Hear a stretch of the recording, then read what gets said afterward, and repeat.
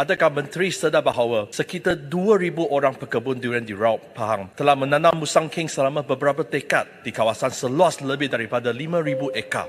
Mereka jugalah pekebun yang paling awal menghasilkan durian musang king Malaysia terkenal di peringkat antarabangsa. Tetapi mereka tidak pernah mendapat kelulusan untuk pajak tanah daripada kerajaan walaupun telah memohon sepanjang tahun ini. Sebaliknya, tanah tersebut dipajakkan kepada syarikat besar dan syarikat besar tersebut menetapkan syarat yang ketat kepada pekebun termasuk membeli durian pada harga rendah daripada pasaran dan memonopoli semua durian pekebun. Sebagaimana kerajaan persekutuan dapat mempertahankan hak-hak pekebun dan melindungi pekebun-pekebun tersebut tidak ditindas oleh syarikat besar tersebut.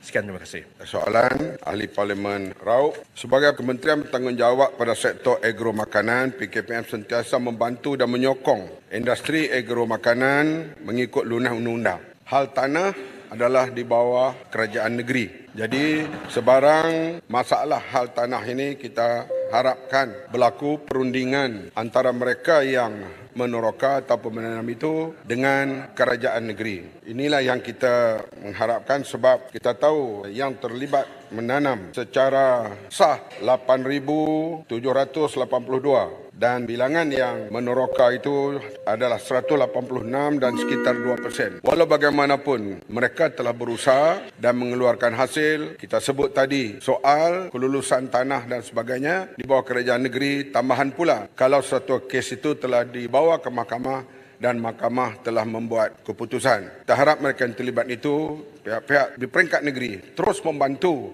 untuk mereka mendapat tanah yang disahkan oleh kerajaan negeri. Sama ada sewa, pajak ataupun apa cara sekalipun mesti mengikut peraturan yang sedia ada di bawah kerajaan negeri. Terima kasih.